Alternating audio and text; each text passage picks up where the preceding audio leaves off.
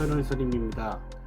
오늘은 근본 불교 핵심 가르침 9번째 열애시포입니다. 열애시포는 열애가 지닌 공덕의 모습을 표현한 10가지 이름이죠. 열애가 지닌 공덕의 모습. 공덕이라는 것은 착한 일을 많이 한 그런 불도를 닦은 그런 덕이죠. 이 열애시포를 또 십종통호 이렇게도 말을 합니다. 예를 들어서 홍길동의 별명은 10개다.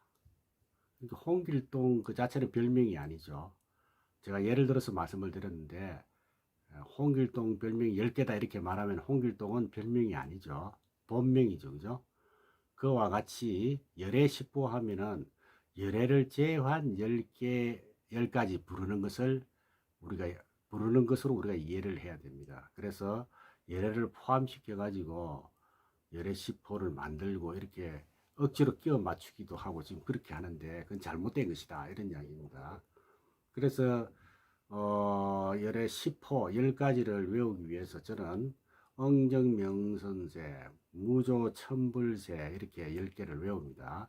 엉정, 엉공정변지, 명선세, 명행족 선서세관에, 또 무조천불세, 무상사조, 조장부 천불세, 천인사 불세존 이렇게 10개를 외웠는데 왜 자꾸 외우는 이야기 하느냐 이렇게 생각할 수도 있지만 필요에 따라서 외울 필요가 있고, 그런데 이제 안 외워도 되는 경우가 있죠. 저절로 외워지는 거. 우리가 반야심경 외우면 매일 하니까 법배 때문에 하니까 저절로 외워지는 것처럼 팔정도 수행을 매일같이 하면은 그 팔정도는 그냥 외워지죠. 그와 같이 그런 방법도 있는데 평소에 우리가 알고 있어야 되겠다 싶을 때는 좀 외우는 것도 괜찮습니다.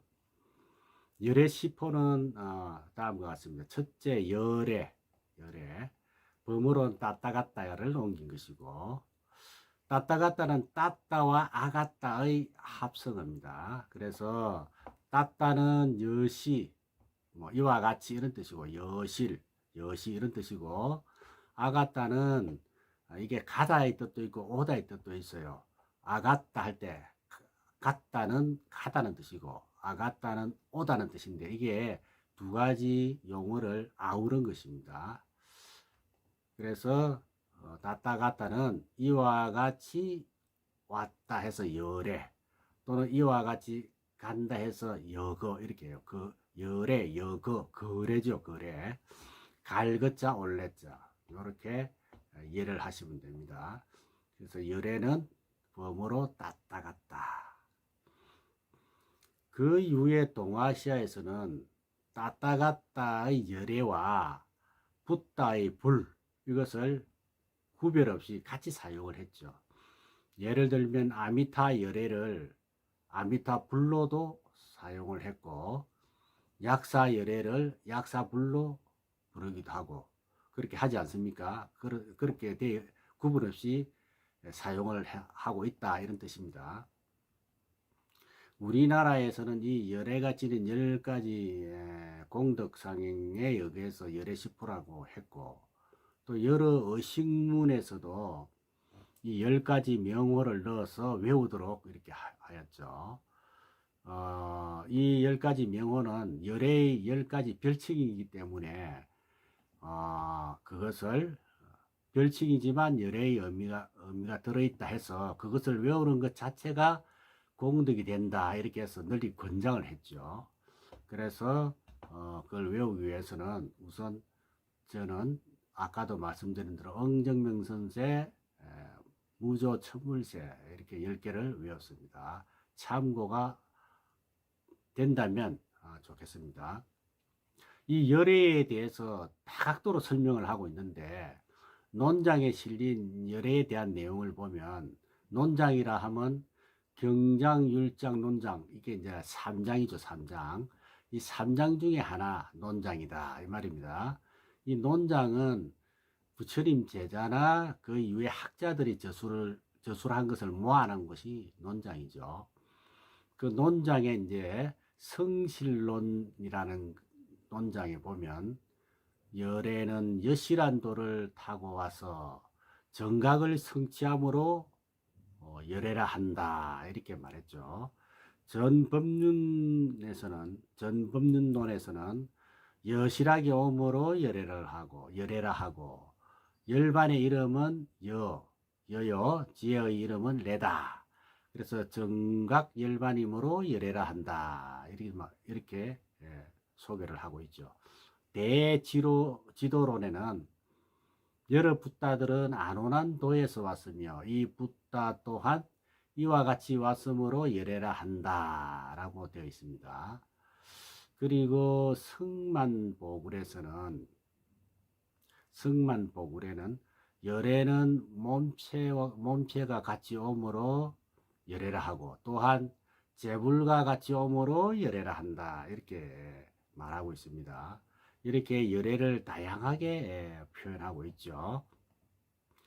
자, 열애는 여기까지 설명을 드리고 이제 두 번째 응공, 범어로 아르하트를 옮긴 것이죠. 진리에 상응한 이로서 능히 인간과 천인의 공양을 받을 만한 이다 이렇게 부르죠. 응당이 공양 받을 만하다 이런 뜻입니다. 능히 인간과 천인의 공양을 받을 만한 이이므로 이렇게 부른다. 그래서 주로 이제 아라한을 응공이라고 이렇게 표현도 하기도 하죠. 그 다음 세 번째 정변지. 바를 정자에 두루변자, 그죠? 지자는 알지자인데 범어로는 삼막삼붓다를 옮긴 것이고 열애는 정변지니까 바르고 완전하게 진리를 깨달은 이고 또 일체의 법을 그죠? 두루 알므로 이렇게 부른다. 정변지 바르고 완전하게 진리를 깨달으니다. 일체의 법을 두루 안다. 이렇게 되겠죠. 그 다음에 네 번째 명행족. 범어로는 비디야 짜라나 쌍빤나 비디야 짜라나 쌍빤나를 옮긴 것이고 이 명행족 할 때 밝을 명자거든요. 그래서 천안통, 숙명통, 누진통의 삼명 그리고 행족 그랬는데 몸과 말과 생각의 행업이 모두 원만하게 잘 갖추어져 이니다. 다 원만하게 갖추어진 이므로 이렇게 부른다. 그 다음에 다섯 번째 선서. 이 선서는 선자는 이제 착할 선자를 쓰는데 잘 이 말이거든. 잘한다 할 때 잘. 선은 갈 서자예요. 잘 간다 이 말이거든. 이제 범어 수갑다 해서 옮긴 말인데 열애는 잘 간다. 어디를 잘 가느냐. 요 중생 세계, 미혹의 세계를 뛰어넘어서 다시는 미혹의 세계로 돌아오지 않나. 잘 갔기 때문에 뭐 그런 의미로 이해를 하시면 되겠습니다. 일체의 지혜를 큰 수레에 담아서 큰 수레로 삼아서 팔정도를 행하고 열반에 들어가기 때문에 이렇게 부른다. 선서. 그죠? 그러니까 우리가 이 선서에서도 나오지만 이 팔정도 행하는 게 상당히 중요합니다. 팔정도를 잘 알면서도 팔정도를 행하는 것이 좀 잘 안 되더라고요. 우리 불자님들이 보니까 팔정도 하니까 그냥 만만하게 생각하는 것 같아요. 만만한 게 아닙니다. 팔정도 수행은 일상화되어서 빨리 열반에 들어갈 수 있도록 하셔야 되겠죠. 여섯 번째 세간의 일을 잘 안다, 잘 해석한다. 뭐 직역을 하면 그렇게 되는데 범어 록가비드를 옮기죠. 록가비드. 열애는 능히 세간의 유무정, 그러니까 중생계와 비중생계에 대해서 또렷이 알기 때문에 세간의 출세간의 도를 안다 이 말입니다. 그래서 세간에다 이렇게 또 부르기도 하고 그 다음 7번째 무상사.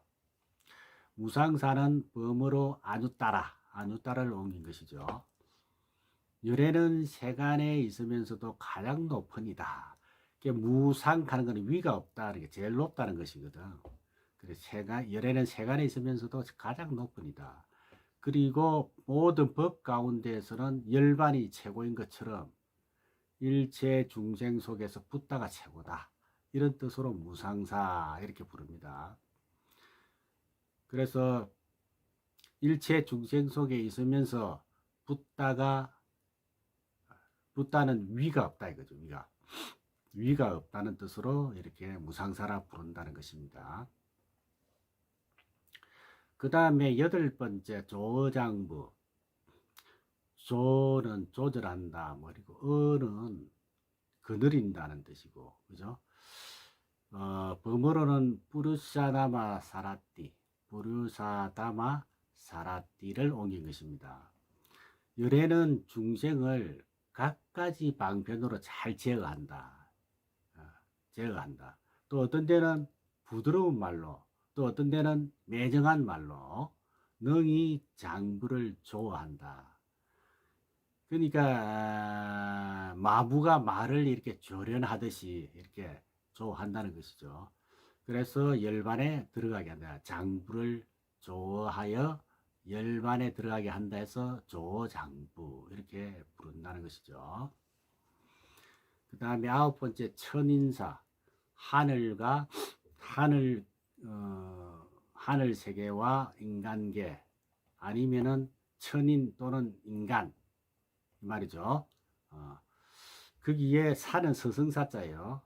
서성이 된다, 인도자가 된다 이런 말인데 범어로는 사스타 데마 마누사남을 옮긴 것이고요. 열애는 인간과 천인의 서성이 되어서 인도자가 되어서 능히 해야 할 일과 해서는 안 될 일, 그리고 선한 일과 선하지 않는 일로 그 인간과 천인들과 하여금 번뇌에서 해탈하도록 이끌어 주는 것이다. 그래서 천인사 이렇게 부르죠. 10번째 불은 잘 알다시피 붓다를 옮긴 것이죠. 범어 붓다를 옮긴 것이다. 붓다는 지혜로운 자, 혹은 각자, 깨달은 자의 뜻이죠. 불이라는 것은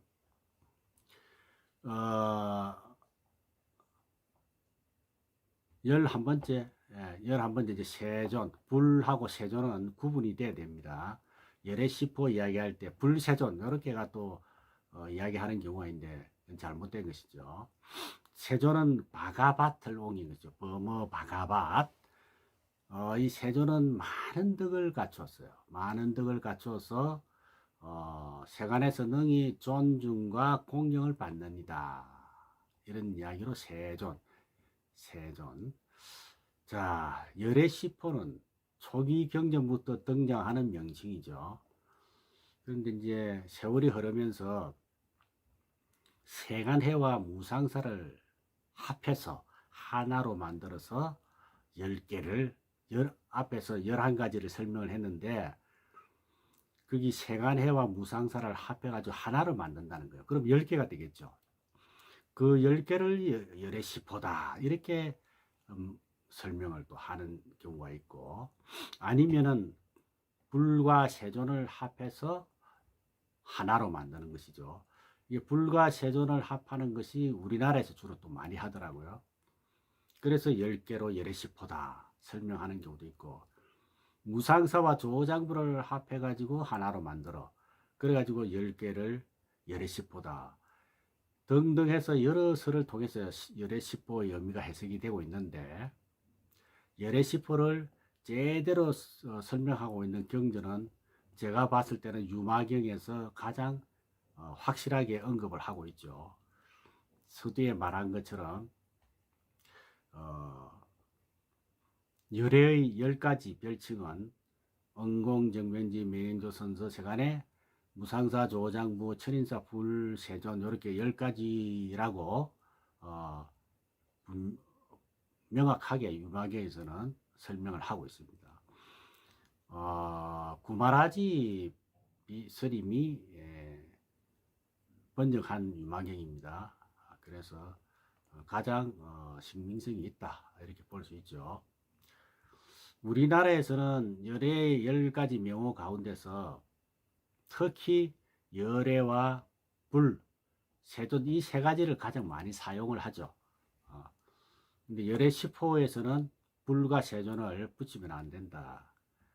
열애의 10호니까 열애를 제외한 10가지를 열애 10호로 한다. 이거를 분명히 이해를 하셔야 됩니다. 반면에 은공은 아라한을 이끌을 때 주로 사용하죠.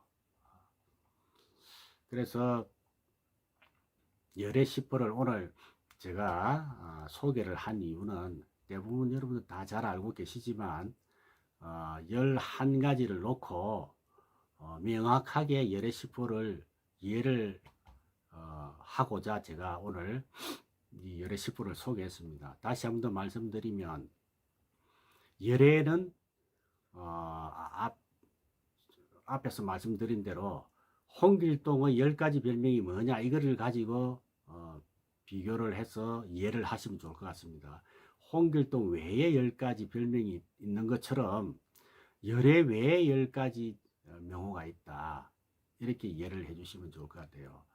아시겠죠? 열애를 제외한 10가지. 그 10가지 외우는 것도 제가 이야기했는데 참고가 됐으면 좋겠습니다. 응정명선제, 무조천불세 이렇게 10가지 외우면 명확한 열애 10호를 이해하게 될 것 같습니다.